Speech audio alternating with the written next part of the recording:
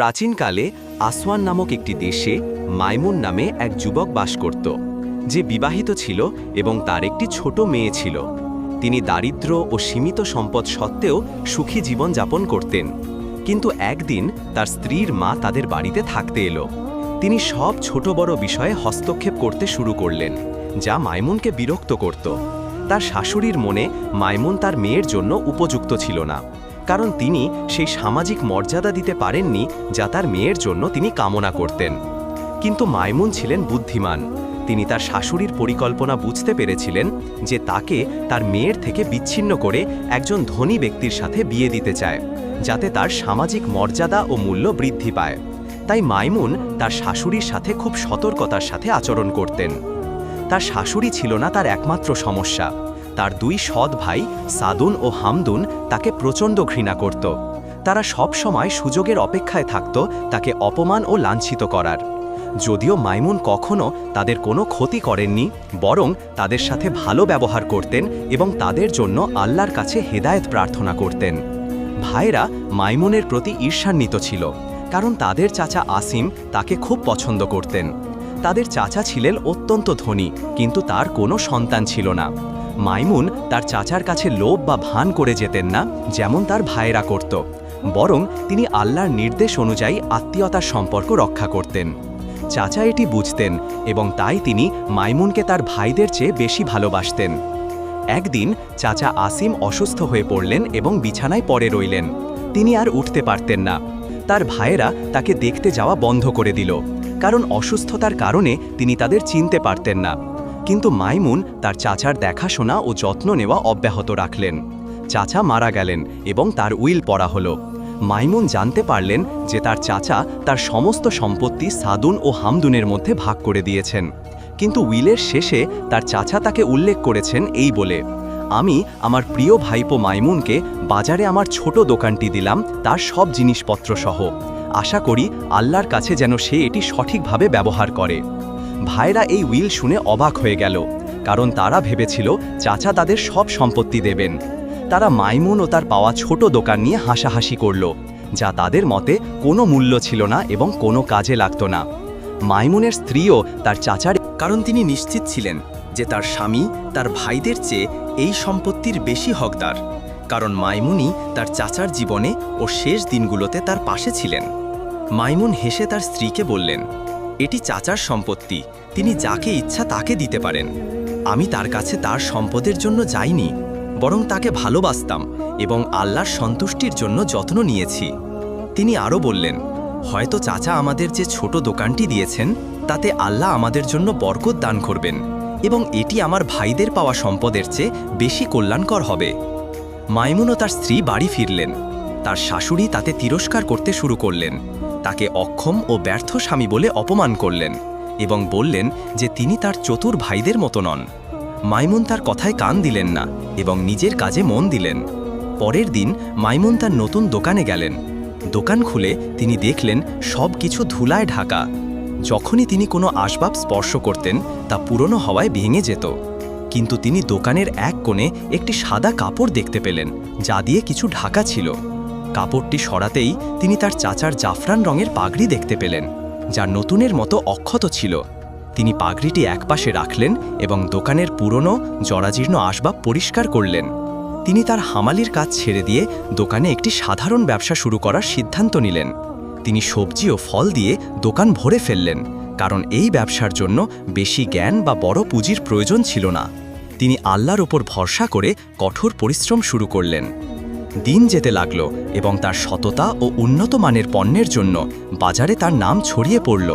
তিনি তার নতুন কাজ থেকে হামালির কাজের দ্বিগুণ আয় করতে শুরু করলেন। একদিন তার ভাই সাদুন তার দোকানে এলো। মাইমুন অবাক হলেন এবং জিজ্ঞাসা করলেন, কি ব্যাপার? সাদুন হেসে বলল, এভাবে কেন? এভাবে কি ভাই ভাইকে স্বাগত জানায়? আমি আমার ভাইয়ের কাছ থেকে কিছু ফল কিনতে এসেছি। তিনি তার পকেট থেকে টাকা বের করে ফলের দাম দিয়ে চলে গেলেন। তিনি প্রতিদিন দোকানে আসতে লাগলেন, কিছুক্ষণ বসতেন, কিছু ফল কিনতেন এবং চলে যেতেন। মাইমুন নিশ্চিত ছিলেন যে তার ভাই কোনো খারাপ উদ্দেশ্য নিয়ে আসছে, কিন্তু তিনি তার পরিকল্পনা বুঝতে পারেননি এবং তাকে সরাসরি কিছু বলার সাহসও পাননি। তিনি কেবল তাকে লক্ষ্য করতেন এবং সতর্ক থাকতেন। একদিন পুলিশের একজন কর্মকর্তা মাইমুনের কাছে এলো এবং তাকে একটি কাগজ দিয়ে বলল যে দোকানটি বিক্রির জন্য রাখা হয়েছে এবং তাকে 2 দিনের মধ্যে দোকান খালি করতে হবে। মাইমুন বললেন, কিন্তু আমিই এর মালিক। তিনি দ্রুত তার দোকানের মালিকানার কাগজপত্র রাখা আলমারির দিকে গেলেন, কিন্তু খুলে দেখলেন কাগজপত্রগুলো নেই।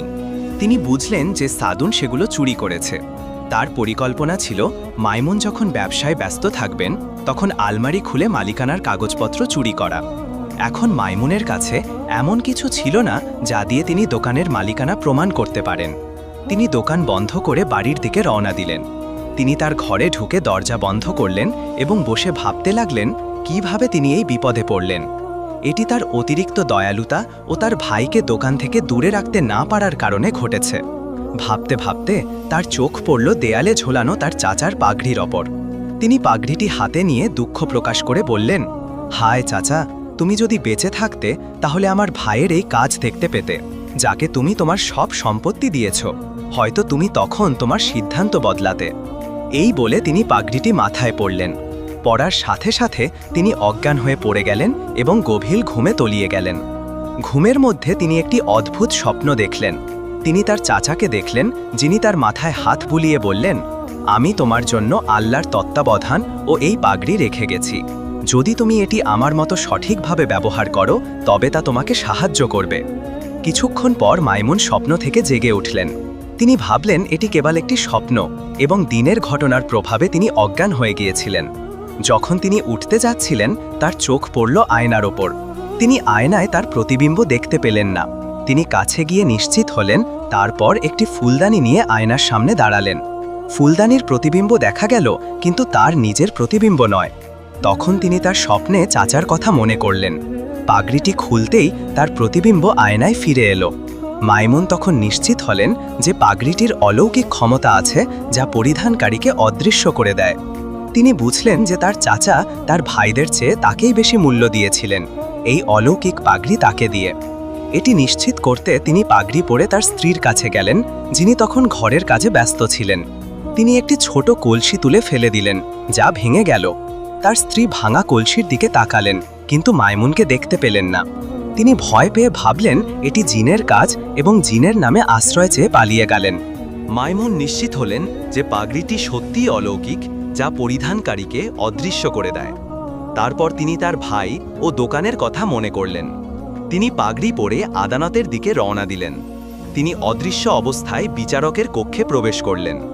বিচারকের টেবিলে তিনি একটি কাগজ দেখলেন, যা তার দোকানের মালিকানার কাগজের মতো ছিল, কিন্তু তাতে সাধুনের নাম ছিল এবং বিচারকের সিল ছিল। তিনি বুঝলেন যে বিচারক তার ভাই সাধুনের সাথে ষড়যন্ত্র করেছে। তিনি সেই কাগজটি নিলেন এবং তার নামের আসল কাগজটি খুঁজতে লাগলেন, কিন্তু তা পেলেন না।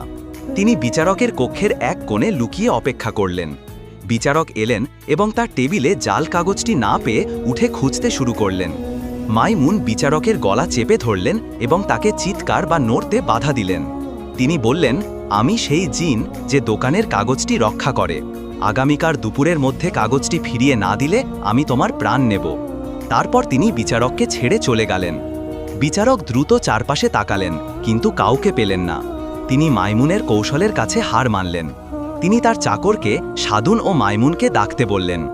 যখন তারা এলো, বিচারক মাইমুনকে তার দোকানের আসল মালিকানার কাগজ ফিরিয়ে দিলেন।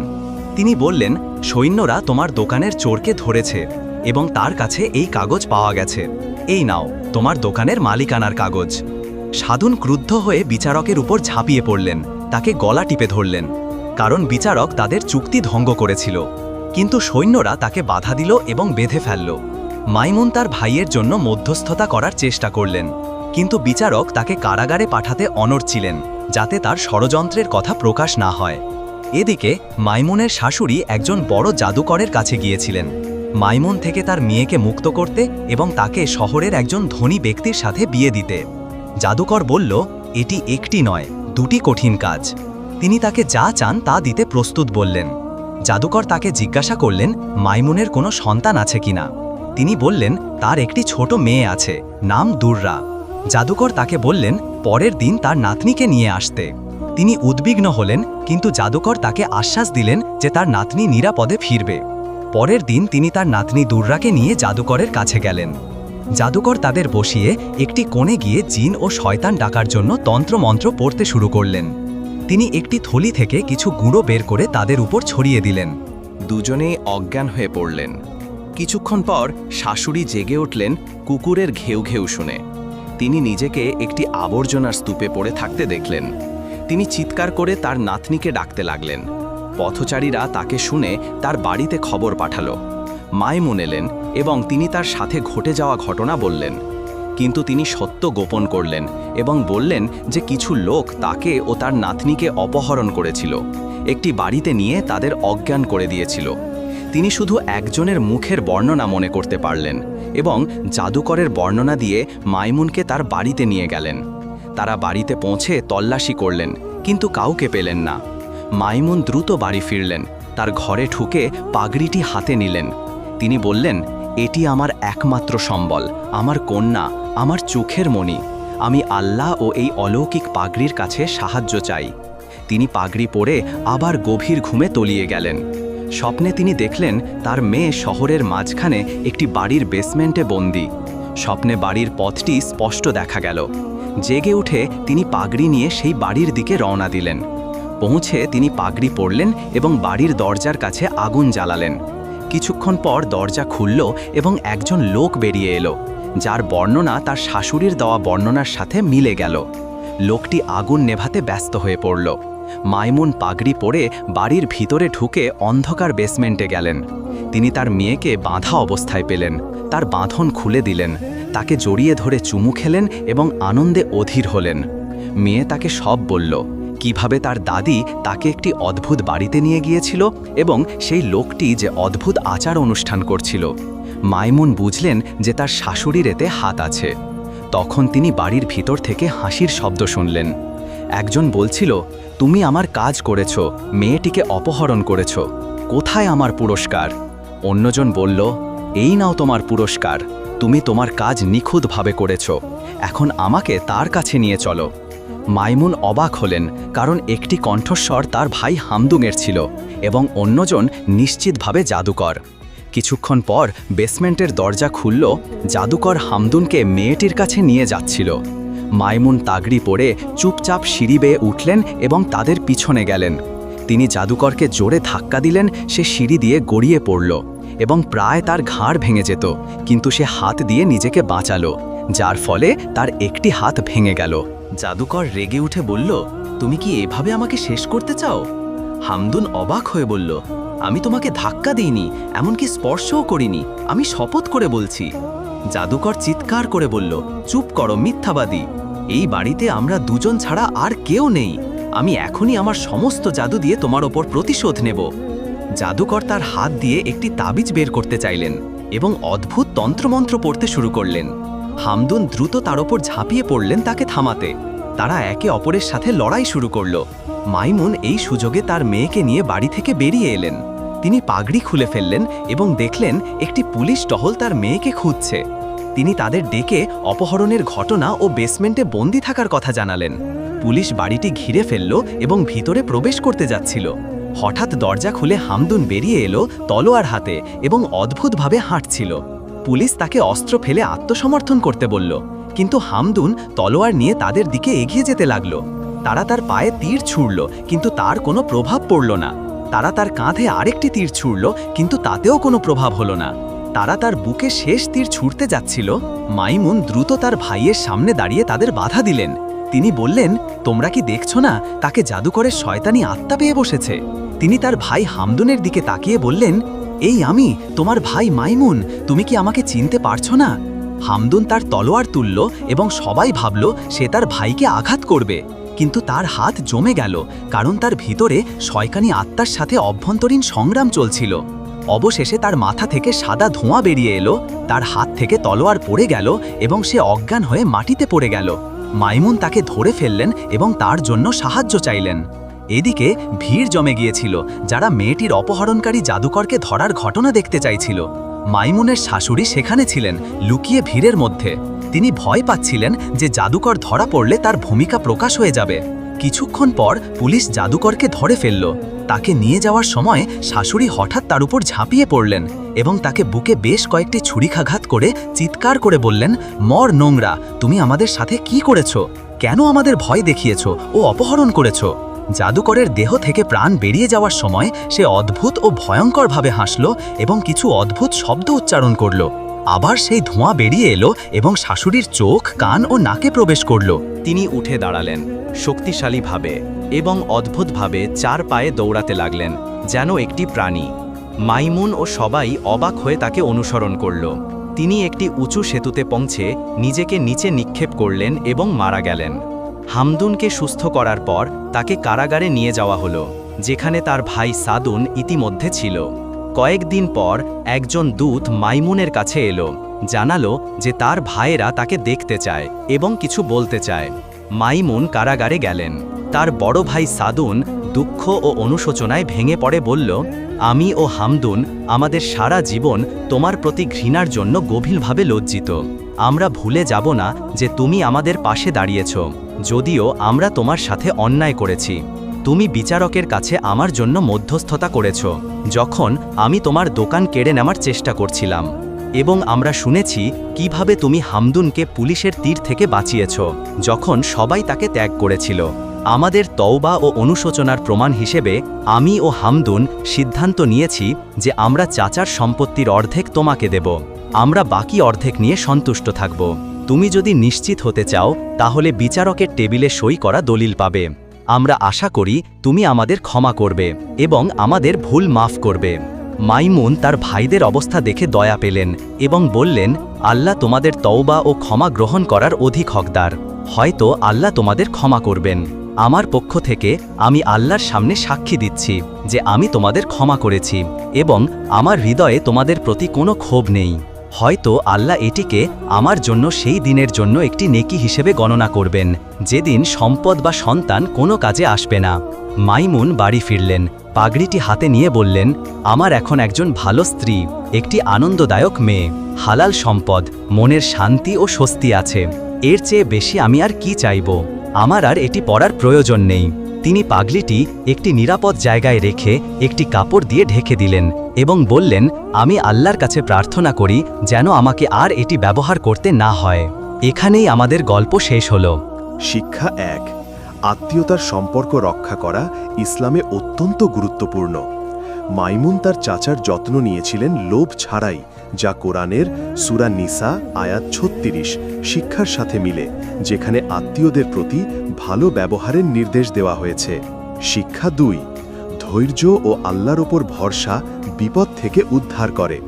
মাইমুন দোকান হারানোর পরও হাল ছাড়েননি এবং পাগড়ির মাধ্যমে আল্লাহ তাকে পথ দেখিয়েছেন, যা হাদিসের সাথে মিলে যে আল্লাহর উপর ভরসা করে তার জন্য আল্লাহই যথেষ্ট। তিরমিজি। শিক্ষা 3। অন্যায় ও ষড়যন্ত্রের পরিণাম ধ্বংস। মাইমুনের ভাই ও শাশুড়ির কুপরিকল্পনা তাদের নিজেদের ধ্বংসের কারণ হয়েছে, যা কোরআনের সূরা ফাতির আয়াত 43-এর শিক্ষা। অন্যায়ের পরিকল্পনাকারীদের ওপরেই পড়ে। শিক্ষা 4।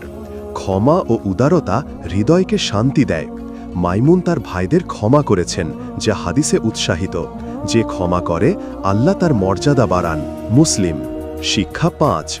জাদুবিদ্যা ও শয়তানি কাজ থেকে দূরে থাকতে হবে। শাশুড়ি ও জাদুকরের পরিণতি দেখায় যে জাদু ইসলামে হারাম এবং ধ্বংসাত্মক, যা কোরআন সূরা বাকারা আয়াত 102 দ্বারা নিষিদ্ধ। শিক্ষা 6। হালাল উপার্জন ও সন্তুষ্টি সুখের চাবিকাঠি। মাইমুন শেষে হালাল সম্পদ ও মানসিক শান্তি পেয়েছেন, যা কোরআনের সূরা তহা আয়াত 124-এর শিক্ষার সাথে মিলে। যে আল্লাহর পথে চলে তার জীবন সহজ হয়। আসসালামু আলাইকুম। সবাই ভালো থাকেন। দেখা হবে পরের কোনো গল্পে।